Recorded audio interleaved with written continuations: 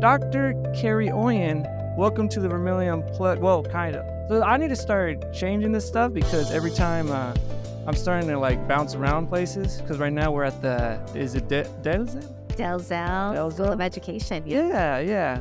So how are you doing today? I'm doing wonderful. I'm excited to be talking to you today. So I had a few people ask me, they said, hey, you should get Dr. Oyen. I'm like, Dr. Oyen?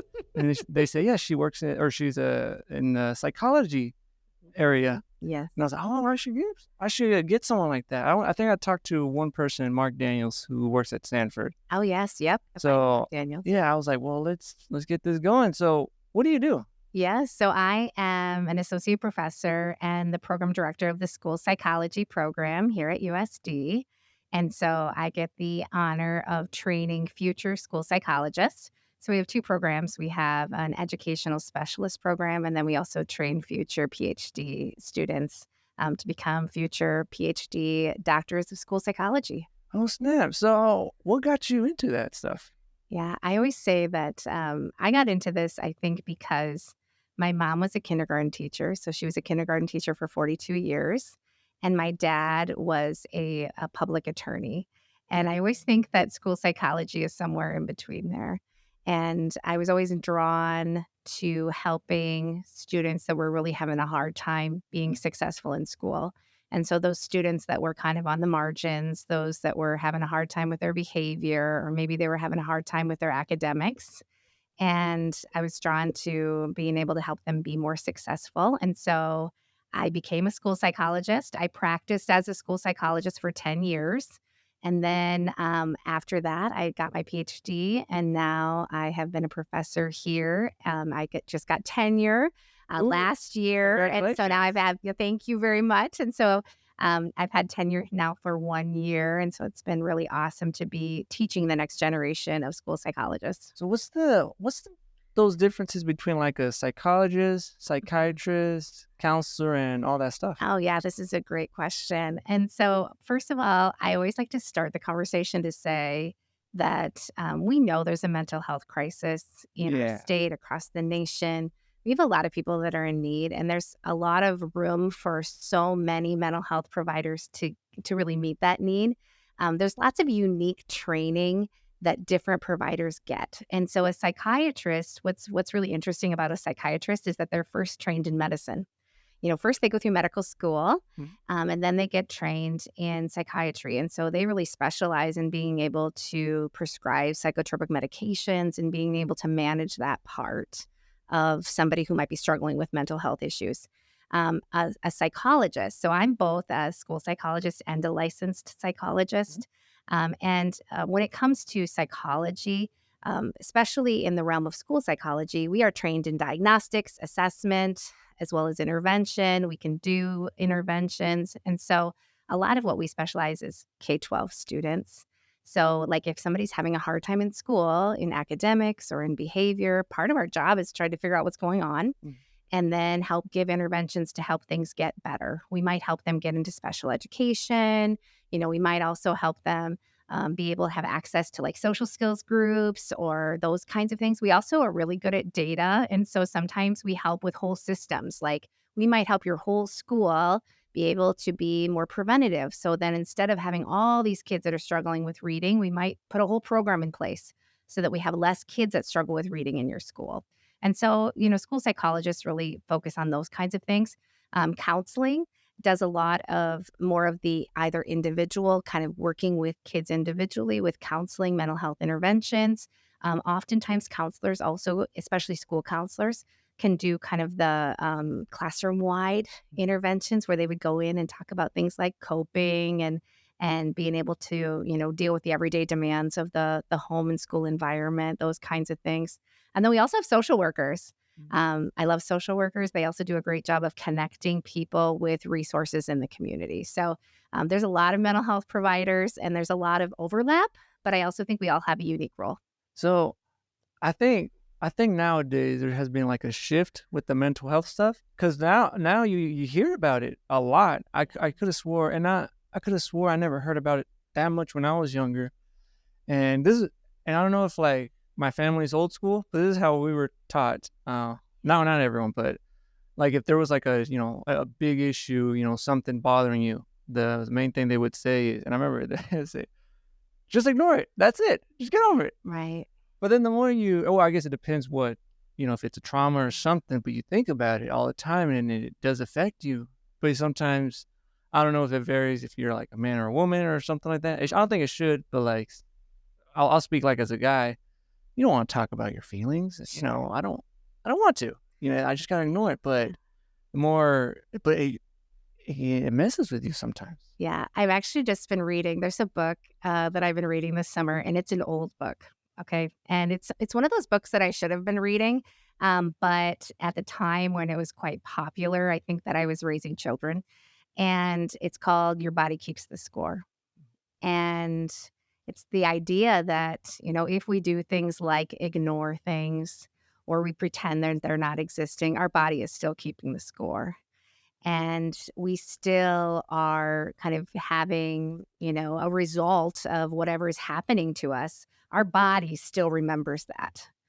And even if we don't want to, pretend it's not there, it might be a temporary kind of reprieve. Oftentimes, people try to pretend that things are not there. They try to cope with things that we call maladaptive behaviors, like things like drinking, or, maybe I tried to, forget about it for a while with using substances, things like that. But what's the problem about that, of course, is that oftentimes when those substances wear off, things get worse, or maybe the substances tend to make the problems worse. Mm. And so the big thing that we think about with mental health is that we really want people to spend some time kind of getting into, what are the things that are getting to the root cause?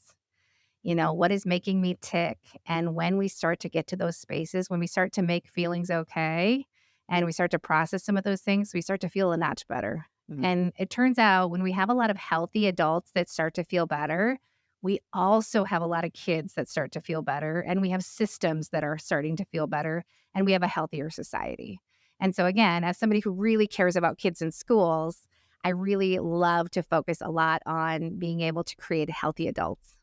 So speaking of, let's talk about, I guess, the K through 12 stuff. Hmm. So what you've seen, because you know more than me on That's on okay. this stuff. What are some things that are troubling students or younger, kids, young adults, teens? Or what are they going through? Yeah, I think that, again, I spend a lot of time looking at South Dakota data. I'm very passionate. I'm homegrown South Dakota. I grew up in Chancellor, South Dakota. I love rural South Dakota. And the things that I'm really troubled by are some of the data trends that I'm seeing. We have a really high rate of youth suicide in our state. We also have a really high rate of some troubling data of things like there's something called pregnancy associated death. And what that means is that they track every death of somebody who dies within 1 year of pregnancy. And across the nation, typically, people who die within 1 year of pregnancy they tend to be older folks who have kind of a complication, except in the state of South Dakota. In the state of South Dakota, the people who are dying by pregnancy associated deaths tend to be younger than the age of 19, and they tend to be dying by accidental death. And typically, it's related to like substances and related to accidents. And for me, as somebody who really cares about kids, I see that as very alarming, and I see it as something that we could really prevent because many of those deaths are preventable. So it could be things like I am using a substance, I am getting high, and then I'm getting in a car, for example, and then I'm dying in an accident. And so we know that, you just don't start by using a substance one time and getting to that stage of use. So we know that there's a lot of people who are hurting in our state, and oftentimes young people that are hurting maybe don't have the best coping skills. And so they might be using a substance to try to feel better and might not be, using the best adaptive skills. And then maybe are having these really poor outcomes. And so those are the kinds of data trends that I'm really, really worried about. I'm also really, really worried about some of our adolescents and the use of social media and some of the Yeah. social media messaging that is giving to our adolescents. There's a lot of messages out there that are portraying a lot of perfect people with perfect lives, and Yes. I really worry about what that's telling our adolescent youth. Yes, and you are right, because this is a and this now people are gonna know my age. So I'm 20, I just turned 29. Yeah. So I grew up, it was when I hit middle school, so Mhm. sixth, 7th grade, that's when they started using MySpace. Oh, MySpace, And then yes. yeah, people know that, top 8. Now and then, when I hit high school, I remember your freshman year, that's Mhm. when the Facebook started becoming more popular. Sure. So, yeah, high school, that's when Facebook came out, and then I think they started using Instagram. I remember I used Instagram. I don't use all this stuff now, right after high school. But man, it does mess with you because you see this is how I saw. I see, like, I can see my friends or I can see other people around the world. I'm like, wow, man, they're living the Mhm. best lives. They're either like traveling, they take like the perfect pictures, this and that. I wasn't like a picture guy, and I'm like, man, I wish I had that stuff. And then I question it. I'm like, what am I? Is something wrong with my life or something? Because I remember, I'm in college or I'm out working like a little part time job, and I Mhm. see these people, like people my age. I'm like, wow, man, they're traveling. Am I behind? Right. It messes with you Mhm. like a Mhm. lot. I'm like, Yeah, it's like a distorted view of reality. I thought it was so troubling. So they actually just came out, the Surgeon General came out with a warning about social media and the impact of social media on our school-aged youth. And, part of the warning was talking about, for example, how many children are sleeping with their phone. And the idea that that was when me. you sleep with your phone, how if you're sleeping with your phone, how much likely or how much more likely you are to have a mental health disorder. The likelihood of you having like depression is very high. And part of the reason is because you're getting a lot of incorrect messaging, and you're not getting that break from that incorrect messaging because it's constantly coming at you. And the other thing I think that's so true about social media is that there's a constant video, right? There's always the next video. It doesn't ever stop. And I can't help but think that that is also really problematic for your brain. I always think about, I'm a little bit older than you are, but I can't help but think about when I was young. Again, this is going to date me in that, but I did enjoy watching a few shows on the television. And during that time, of course, there were commercials. There were some things that I maybe didn't like as much on TV, but I couldn't stream. I had to so typically during those times, I would walk away from it. Maybe I'd go take a break and then I'd be like, okay, I got to come back at this time because that's when, when I really, that's when Full House will be on. So I can watch Full House because that's going to be on at 7. But there's not really that break because there's always something that's going to be appealing to me on social media that I can stream that's going to give me that hit of dopamine that makes me feel good, and it won't ever stop. And it turns out that's not so awesome for your brain. And I just worry about what that's doing, especially for that adolescent brain that has so many things growing and developing. And we especially know that in that stage of development, there's so many important things happening that I'm worried that if we're getting that kind of mixed messaging, that I'm getting a distorted view of reality. And then also, so the past 2 years, I quit the social media. So I deactivated Mm. Facebook. Hmm. The Twitter, I have it, but I never like use it. Sure. But I was into Facebook and then Instagram. So I deleted Mhm. Instagram. I deactivated Facebook. Um, and now YouTube doesn't count. But and then I don't know. It felt better. Like, you're just living your own life, not worried about this and this. Hmm. And then recently, I'm still not on Facebook except because now I got to upload this stuff to my Right. thing. Right. And then I try to, and it's only a page, so I'm not adding people.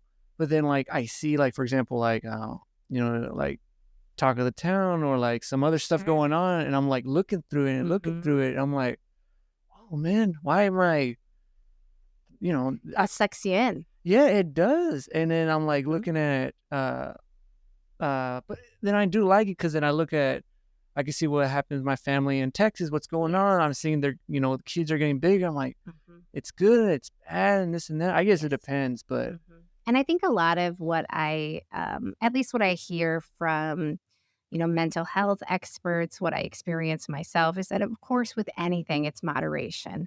And I think, I like to take a nod. So my daughter Caitlin she's a great example of this.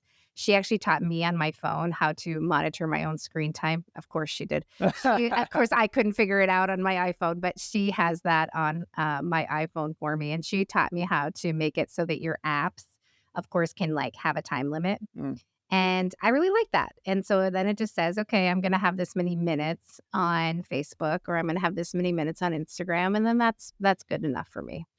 And that seems to be a nice way to balance it because I think you're right. Like I love social media for connectedness with people who I really am friends with. So I, for example, am very connected with my National Association of School Psychology network, and I don't get to see them every day. And I love to see what they're doing. Like right now, they just had the International School Psychology Association conference in Latvia. And I got to see all these cool school psychologists like in a foreign country doing really cool things. And I wouldn't have got to see that had I not been on social media. And so those kinds of things are really amazing and awesome and help you to be connected. But I also have to remember, like, let's just not stay on that for too long. The other thing I would say that's really important for us to keep in mind, and I always have to say this to myself, is that the timing matters. Being on social media right before you go to sleep and really giving your brain that much stimulation right before you go to bed is not great for your brain. And so really being mindful of the timing that you use social media, that you're giving that stimulation to your brain is really important too.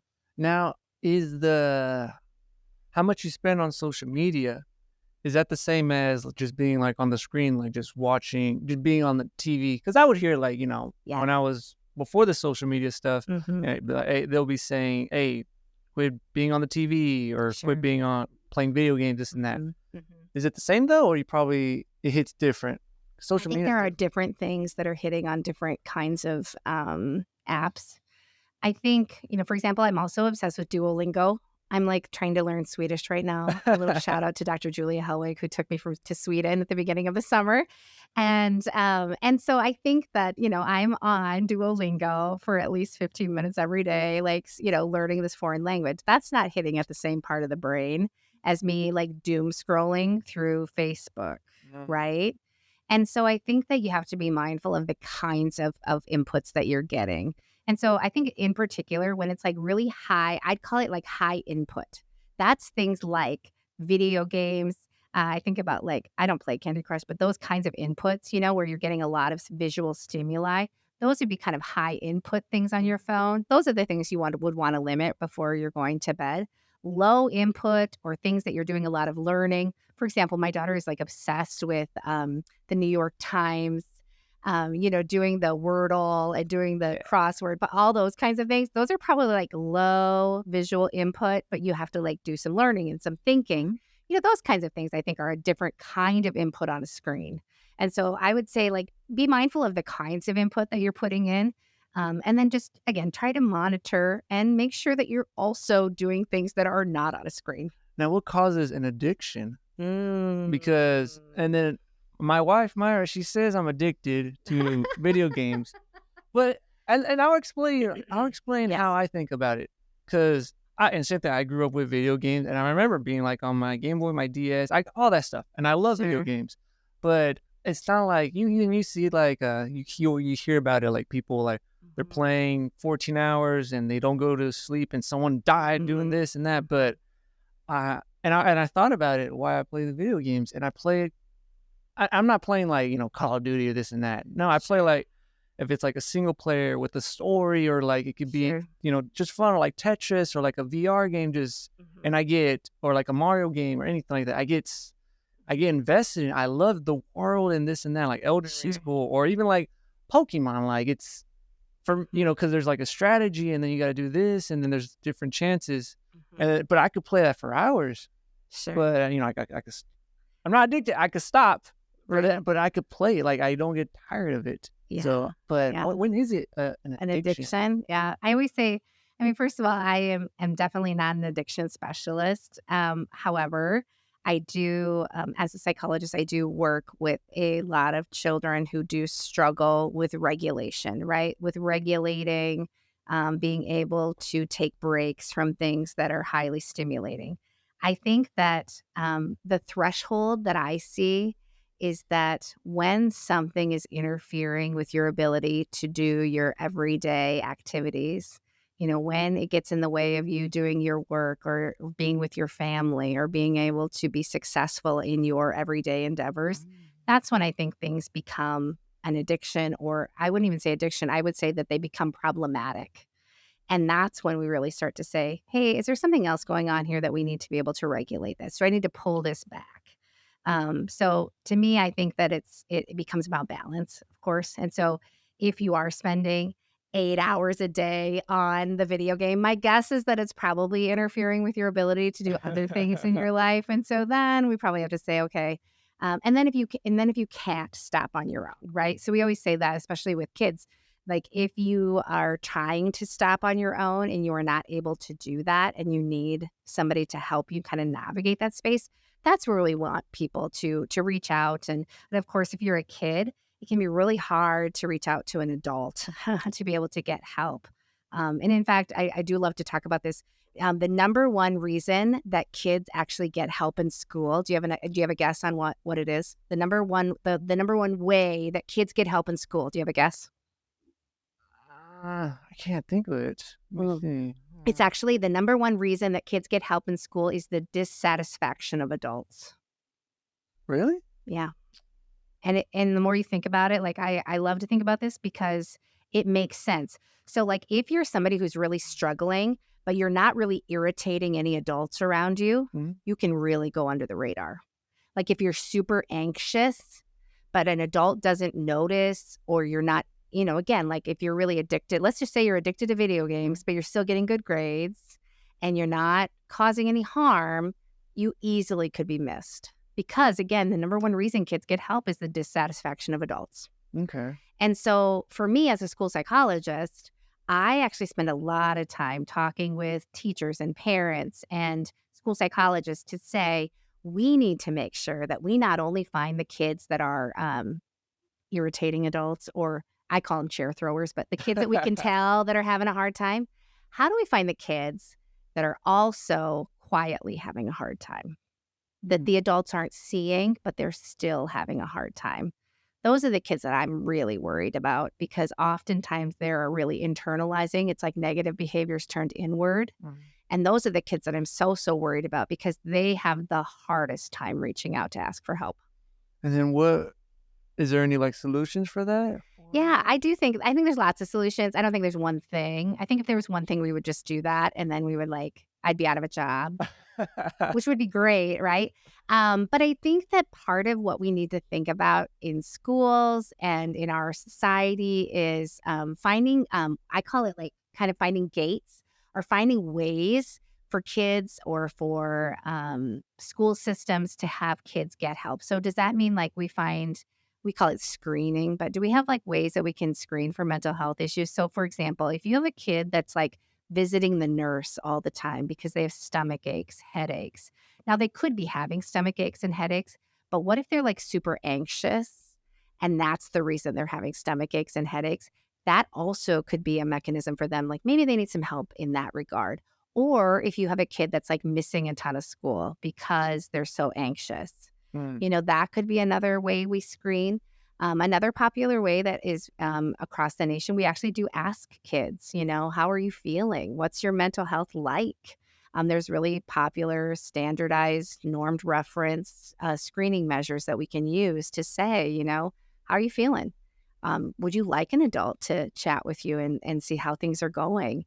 Not all kids want that, and that's fine too.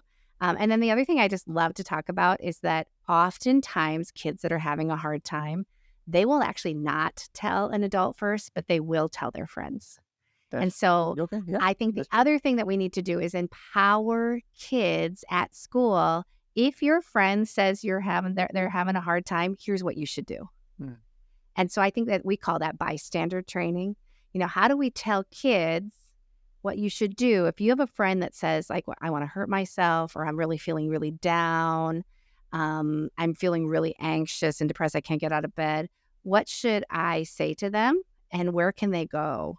Those are the kinds of things I think can be really powerful too in terms of intervention. Would it be the same with, let's say, someone or with kids in elementary versus kids that are in high school? Because Yeah, I think that it tends to be different, depends on your development. I think that kids that are in elementary school, they tend to be a little bit, they're a little more concrete. They think they have a little less abstract thinking. And so, especially in the elementary ages, we talk a lot more about skill development. So that means, like, I think that a lot of times the interventions we teach there are like how to cope with the everyday demands of the home and school environment. So what does that look like? How to accept no, or how to deal with it if I lose at a game, or how to if my friend says that they're not going to invite me to their birthday party, how can I deal with that? Those kinds of things.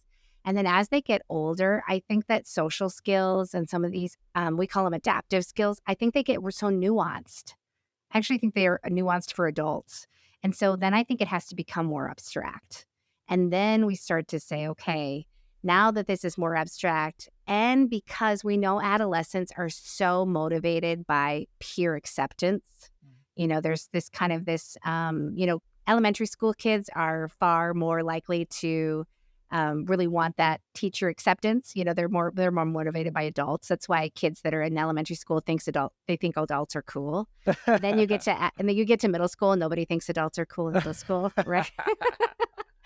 And so because we know adolescents are so motivated by kind of peer acceptance, then let's use what we know, and try to really empower peers to be able to help other peers. Now, that's not to say, sometimes people say, well, then let's just replace all the mental health people with peer helpers. And I don't think, if you were a 13-year-old, I don't think you're going to replace a mental health counselor for somebody who really needs that. But I do think that if you had a friend that was having a hard time and you were their friend, you could say, hey, let me help you get to a mental health counselor. mm-hmm. And that's where I think it could be really powerful for schools to kind of think about that. And I think for anybody in our society to kind of think about how we empower adolescents to do that. Do you think also that with kids, like it could be like film, movies, video games, music, the influencers and all that stuff, does that influence the kids like by a lot, like what they're, or like how they act? You feel me? Yeah, I mean, I think that we do kind of we are oftentimes influenced by what we see, right? So there's kind of that observational learning that is so important to us. Bandura kind of had this model where it says we see things and we tend to model after what we are seeing. And so if we see things that are healthy and helpful, we tend to model that. But the other way is also true. So if we see we call it maladaptive behaviors, or things that are less helpful, less healthy, we also will model that. And so, for example, right now, I do a lot of work with public schools, and we have a lot of problems with vaping in the bathroom, for example. Oh yeah, I've heard that. Okay, there's like a huge, in fact, so much so that one of the schools I worked with, they had all of a sudden in their plumbing, there was a big plumbing issue, and they ended up having to have a plumber come in. And as they had this plumber come in, they had 150 vape pens in their plumbing system because people were flushing their vape pens down their plumbing system, right? There's an issue here, okay? And and of course we hear that and we think, oh my gosh, what is going on here? And I think it's so important for us as adults to think about, but why are they vaping in the first place? And that's where we have to start thinking about. And I think that there's a few things going on. I mean, I'm seeing my other friends vape. And I mean, first of all, then I also do get access to a vape pen, all those kinds of things. But then why is it? Is it because I'm trying to feel better? Do I not feel very good about myself and it's making me feel better? And I have a pretty bad way of trying to feel better. Is it because I'm trying to get peer acceptance and my peers are accepting me when they are seeing me do these things, Or now have I become addicted to nicotine or whatever is in this vape pen? I think there's lots of variables in play here. I think to just say once, if I just said, oh, then just get rid of the vape pens, I don't think it's as easy as that. Yeah, you're right. And Mhm. now that I'm thinking about it, man, I feel like it's been a long time since I was a kid. Because I'm thinking about, like, how was I, let's say, like, middle school. Because Mhm. middle school is when, like, everything changes. Yeah, nobody And really wants to think about that I again. know. Because you want to, and this is how I remember, you want to, for example, actually, you do care what other people think about Yes, you you. do. Nowadays, I don't think I care about what people think. Sometimes, Mhm. maybe not. Mhm. But yeah, like when you're a kid, it does pressure you. Like, Yes. hey, what do they think about me? What do they think about, like, my clothes or my style or, you Mhm. know, my my grades? Oh, for some reason, I do remember this too. Yeah. I've had good grades, but I remember, like, they would make fun of another kid because he had good grades, Right. and then you're like, oh snap, I don't maybe, want I don't want too good of grades. yeah, it messes with you. But then I'm thinking, like, Yeah. but why do they think like that? Like, what's causing Mhm. them? And Mhm. then what? I don't know the whole story, but, like, the kids that would do that or say stuff, I know they had more of their household. They had, like, more trouble. I don't know what's going on in the household, but I don't know. It's always, maybe it's Yeah. like the trouble kids that start that. I don't know. I don't know. It's kind of interesting. So there's a few different theories that are out there about particularly about adolescence. First of all, I think that, you and I, we have the curse of knowledge, which is we sometimes don't remember what it was like not to know what we know now. Like Mm, we know that sometimes people might think stuff about us and it's not true. yeah. And so we can say like, "Hey, if you don't like me or you think I get too good of grades, forget you," right? And and it could be true that for a 12-year-old, they've not had that experience. And so I try to always keep my kind of check myself to say, like, you have to remember you don't know what it was like to you actually do not know what it's like to be 12 right now. And then the second thing is that these theories that are at play, one of them is like called the social receptive theory, which is this idea that again, adolescents are really governed by social thinking. There's actually a theory that your dopamine drops when you are in your adolescent period. And the only way that you can kind of get this hit of dopamine is by peer acceptance. And so if you get that peer acceptance, then you start to feel really good. And you're so governed by this social acceptance that it overpowers even like rational thinking. Now, as we get older, there's a lot of cognitive controls that come on board, which basically says, like, even though, okay, yeah, this, somebody's trying to sell me on this thing, like, I know I'm smarter than that. I'm not going to fall for this. But cognitive control doesn't really start to come on board. I mean, really, that's your prefrontal cortex. That stuff doesn't come on board until you're like 25 or later.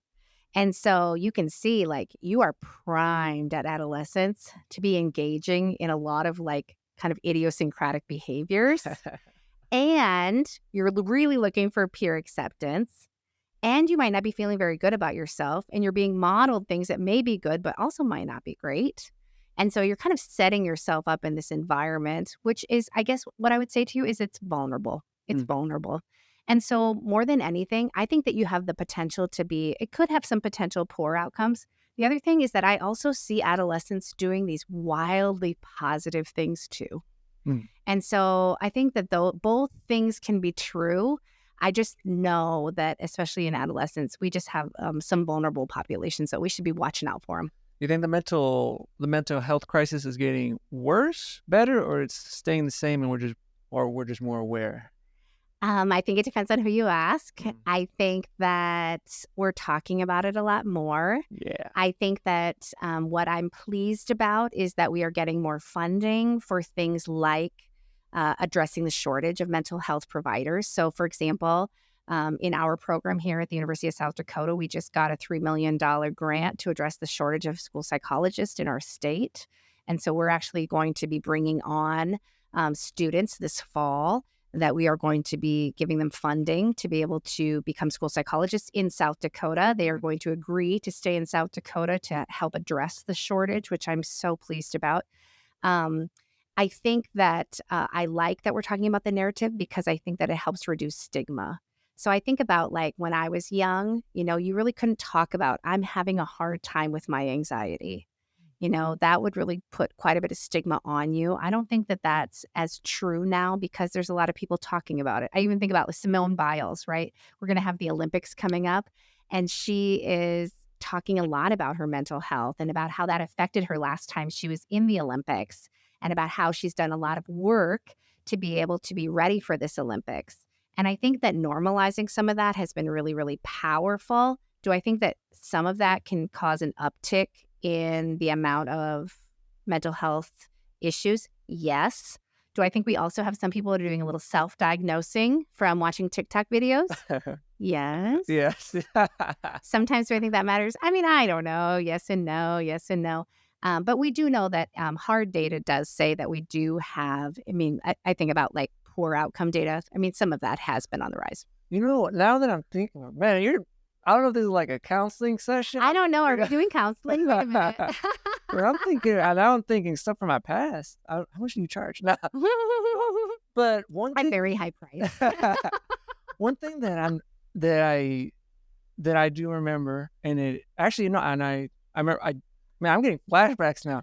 But something that's like based on mental health for me that has affected me, and it still does, and I swear it does. It's what's the thing? So when I was a kid, elementary school, like at the end of elementary school, I was a big kid, and it was not. And I remember I was like 150, and then hitting middle school 180 pounds, and I was a big kid. And I remember like that stuff affects me. It affected me a lot as a kid, and because I remember it, I would be looking through. That's when the internet started popping up. Yes. And then I would look up, like, I knew about more nutrition, diets and that, but I wanted to know, like, how do I lose the weight, this and that. And it didn't help, like, I had a family member, and I'm not going to say her name, but she remembers it. Like, she would call me, like, fat and this, and I don't want to say my name, it F's you up. It messes you up as a kid. Yeah. And then throughout, like, middle school, finally you hit those, started doing, like, football and athletics and stuff. But I always look them in the mirror. And I remember it. As a kid, I would take a shower, and I would look down, and I cannot see my toes, and I would see like my belly, and I'm like, dude, I cannot lose the weight. And also, I remember this super clearly that in right when spring break happens, I remember saying, man, I'm gonna lose that weight during spring break. And I would look at like for example, my cousins, like, I want to look just like them, like thin, and I can never do it. And then I started losing the weight in high school. You start becoming more active and a little more bigger and this and that. But then I'm always thinking, I cannot lose those few pounds. And then, like, I started doing those diet, and it got to the point. And I remember, like, end of high school, I do my trips to Mexico, and then I don't know what it is in Mexican culture, but like your tias, our grandmas are like, oh, you're so thin. Are you eating? Oh, well, yes. And then you think, I'm like, well, I'm supposed to be losing weight. And then, what messes it? And they would say, are you anorexic? And then I would stop. It never got to the point where I would throw up because I would be scared to throw up, but I would stop, or I would like count calories. Yeah. And then they would say, hey, that stuff is unhealthy. Right. But also, like, they would also say, like, back then, hey, you're too big, you're too fat, or this and that. I'm like, it traumatizes you. And then after high school, that's when I started getting more into like exercise and this and that. Right. But I would go to the point, now it's all good. 7 days a week, I'm tracking this. I'm like, man, this isn't good. This is bad. Right. But now it's all good. I'm fine. I have like it got to the point where I started doing those diets. I started doing, I think it was the low carb stuff, this and that. I even did a few years ago, it was a vegan diet stuff. But now it's all good, but it affects you as a kid. And then you hear about it, like it would happen with, more with girls or with women. But then I was thinking, hey, but it happened with a guy. And then later on, it was like, oh, now I'm not big enough. So, man, that stuff messes you up as a kid, now that I think about it. But then I'm also thinking, but was it a good thing? Because now, I don't know if it would have been good or healthy being like a huge kid. Now I'm more aware, but it still messes you up. Because even like with my clothes, as a kid, I would try to get something thin. I didn't want to lose clothes because I feel like it makes you look like you're bigger. And also, I remember, and it still affects me if people pay attention to my stomach. Sure. I would suck in my stomach. So even nowadays, I kind of have it sucked in, and I could suck in my stomach all the way. I think they call it like a vacuum thing in bodybuilding, Yeah. but it's man, that stuff messes you up. Well, think about what you said there, I think is true for so many people, right? The messages that we get told or the messages we tell ourselves for a very long time tend to be true for ourselves. And the told story becomes our reality. And sometimes the things we tell ourselves are so good for us. And sometimes the things that we're telling ourselves are not very good for us. And sometimes they're not true. I'm guessing if I went back to that little boy that you were, I bet you're about as cute as you could be at that age. I probably would have been like your abuela, who was probably trying to give you some more food and saying, "Oh, you're so sweet, and I want to give you some food." And but what's so hard is that um, the messages that we tell ourselves are so powerful, and they stay with us. And what I want for people and what I hope for people is that take with you the things that are helpful, right? Like it is good to eat well and to exercise moderately and to invest in your mental health. Now, it is less helpful to feel like you are defined by how thin you are or that somehow has determined your worth in this world. And that's the part where when we have those spaces that have defined us for a while, that can be problematic. And that's what I want, and that's what we want for so many people that want to have access to mental health help, to understand, how do I separate those things out? And how do I realize that like people were telling me some pretty terrible messages, but my brain was in this developmental stage that was so vulnerable, right? Like you were at a vulnerable stage when people were saying some of those things to you, not your fault.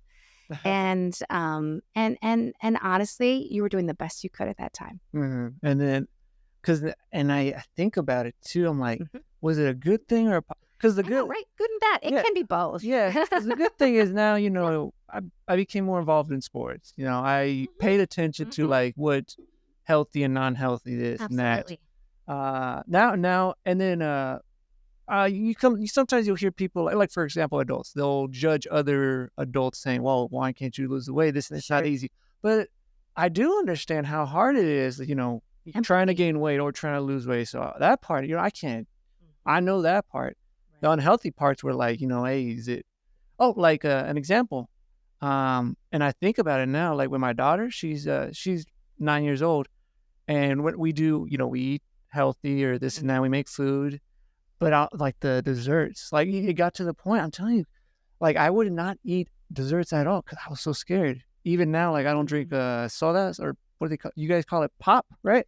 Yes, we're from the Midwest. Yeah, We're pop people. Yes, yes. 'Cause I wouldn't even drink that. Even now, I cannot drink it. I don't know if it's a good or bad thing. Like if I drink it, it kind of burns me. But like where I'm trying to go with it, like with my daughter, I'm like, should I even like monitor what she's eating? Is it okay for her to have that cookie or this and that? I'm like, or should I let them, hey, Halloween, eat that candy? Because for me, it got to, it would, the moderation thing. For me, it was like, no, I'd rather go extreme. Yeah.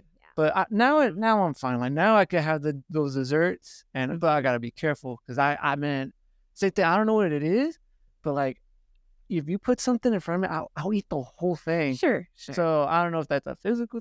See, man, that's a. How much do you? I need to pay you now. Oh, geez. For listening. So funny. No, I appreciate, and I think that more than anything, I think that it is so helpful, and I appreciate you being vulnerable with people. I think that what is so important is that it's the human experience, right? We're all filled with, I always say we're all filled with light and dark, and both are important. And the other thing is that I actually think it's really important to talk about the things that are hard to talk about. Mhm. And the more we talk about some of those spaces, I think it's easier to deal with them. And and I think we all have different things that are hard for us. And it's okay to say out loud, "Hey, it's hard for me not to eat a whole thing of Chips Ahoy cookies," and because that is hard for me, I have to set myself up for more success. Mhm. And, and you're recognizing that, I want my daughter to be successful. I know that I don't want to overly monitor her cookie consumption. I don't want to be that helicopter parent. But I can see that it's a trigger for me, right? We talk a lot about, and you'll probably like this. There's a theory about how all mental illness or how all mental health issues are really dysregulated fear and our attempts to kind of our attempts to deal with dysregulated fear. And that dysregulated fear comes up in lots of weird ways and it sneaks up on us. And, there's healthy ways to deal with dysregulated fear, with exercise and rest. And, I just think about all the ways in which we try to stay well. Sometimes that dysregulated fear can sneak up on us when we don't think it's coming. Mhm. And it can have us do some things that are less great for us. And I'm gonna open up again. So what I've been recently thinking about is death, and also I don't know if it's aging or just growing up. As Mhm. in, so last week a cousin of mine just passed away. So I'm sorry to hear tomorrow we're flying for an emergency, and this is the part. So it's been like a few years since I headed back to Texas. We were planning on going Thanksgiving, that. Mhm. and what two things. The death of my cousin, it's because, throughout life, you have people pass away, friends or family members. Before, when I was younger, it was like my grandpa or something. Mhm. Yeah. It could be my mom or dad's distant Sure. relatives. Yeah. And then, a few years ago, it was my other grandpa as an adult, and it hits you Mhm. different. It does, yeah. But then I'm like, well, they're in Mexico, so I don't see them too often. And then last week, it hit me like, because it's a cousin, and it's one. But when my family in Texas, we're like close. You grow up with them, and then Yeah. you just hear he was just only 31, and I'm like, Mhm. that's my cousin. Like we all grew up together. Right. I'm like, oh snap, Mhm. that's it. It just hits you different. Yes. And then um, a thing I was thinking about was like, our plans were heading there, and with Mhm. my family, everyone's mostly in the Dallas Fort area. I think I'm the only one that's left the state and lived here. Sure. So I'm thinking we're all gonna meet up, and then I just saw some pictures, and I was talking to my sister, how they're talking with other family members, and like my cousins are not, they're now adults. Like when I was there, I swear they were young. I Right, remember babies, that. yeah. Yeah, and then they were saying like even my cousins' kids. I Mhm. remember them when they were little, and then they're Right. saying today I was talking to my sister in the morning. She said um um she was talking with the mom. And she said, and yeah, she was saying, how's Ryan doing? Mhm. He's like, he's right here next to me. He's like, Right. so like Right, you're like, "Who's this tall. adult man?" Yeah. And I'm looking through like some pictures. I'm like, those are whole snap. Like, I feel Mhm. like if I don't know if it's like a time machine. I feel like I'm going Right. back. I'm like, oh snap, what did I miss these Yes. years? Yeah. Especially like I haven't seen my whole family Yeah. in the past 3 years. Oh, wow, And I'm yes. like, whoa, is this what it feels like, just growing up? I think I was talked to my wife about it, and I talked to my mom about it, saying that, "Is that how you guys felt with, us?" They're like, "Yeah." Yes. And then Yeah. nowadays, I'm like thinking, "Whoa, life is going kind of quick now." Yes. For my daughter, she's saying, "Man, this thing forever." I'm like, Right. for me, it feels like I Mhm. could have swore like yesterday I could remember all this stuff. It's so Mhm. strange. Like, you Mhm. understand that? Mhm. And I also think that it's just so important to be mindful. The other piece of work that I do is I do a lot of work in crisis. So we have a South Dakota School Crisis Prevention and Response Hub, and the other thing that I think is so important is that when something pretty significantly negative happens, right, crisis, our brain kind of goes into survival mode. And what does that mean? That means that, our prefrontal cortex is up here. This is our decision maker. It helps us think through things from start to finish. It really helps us to be problem solvers, right? When we get into crisis, that goes away completely and we go into survival mode. And that means like we just try to like regulate our body temperature and we're just trying like we tend to be you can kind of go numb. You can either be or overly emotional. It's like your emotional brain is on board. But that's also why, like, I remember during COVID times, like I accidentally put the milk into the cupboard. It's because you're not like thinking very clearly. It also can create, so like when you're saying time kind of feels like it's like not quite right. Mhm. That is very common in crisis. So like when you're thinking about time, the concept of time, when your brain is really, really, really stressed out, it feels like time is going really, really fast.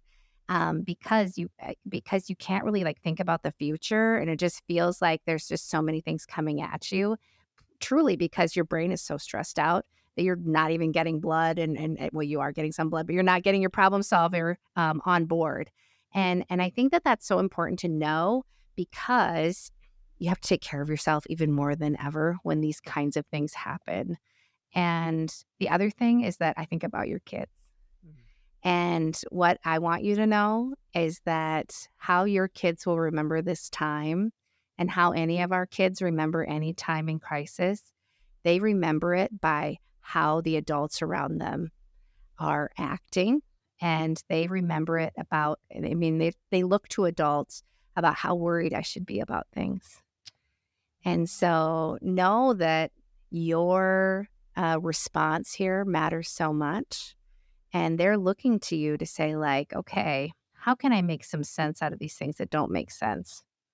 And you're talking about things like grief, talking about things like when really negative things happen to our family. This is what we do. Like you're already sharing with them when really negative things happen to our family. We show up for our family. That's the message you've already told your children. Mhm. And that's a pretty cool message. So I would tell to you, I think that there's some good things going on there. And again, I'm so sorry about that this is happening, but I also think that there's oftentimes we call it post-traumatic resilience. There's probably a lot of post-traumatic resilience happening too. Okay. This is an interesting session. I like I don't it. know. Sorry, I'm talking too much. They're like, this is going to be the longest podcast you've I had. don't know. And I need to cut it Fair too. warning. Yeah, Dr. Oyen can talk. They didn't tell you that. No, Right? we need to get you for a round two. But all right, now since we are running out of time, is there any last words you want to give out or anything? What am I like mostly thinking about?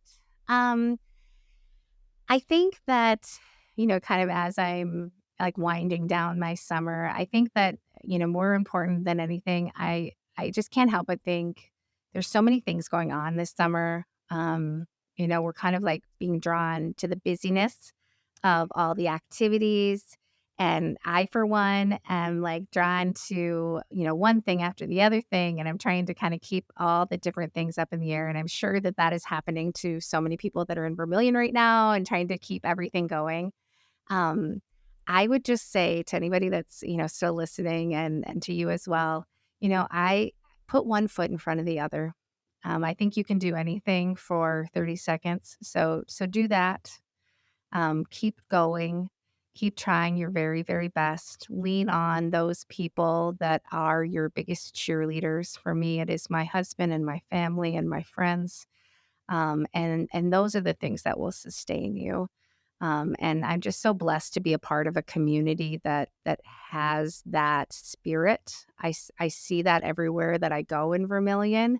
And I'm just I think that that's what's very cool about this place, that not only can we, you know, not only can we have like, this really cool vibe and kind of be relaxed, but we also have like these really smart people. So I love that you are like highlighting all these really cool people in Vermillion. I did see some of the people you're interviewing. And so thank you for taking the time to kind of amplify their voice and keep going, I guess is what I'm saying. Keep going.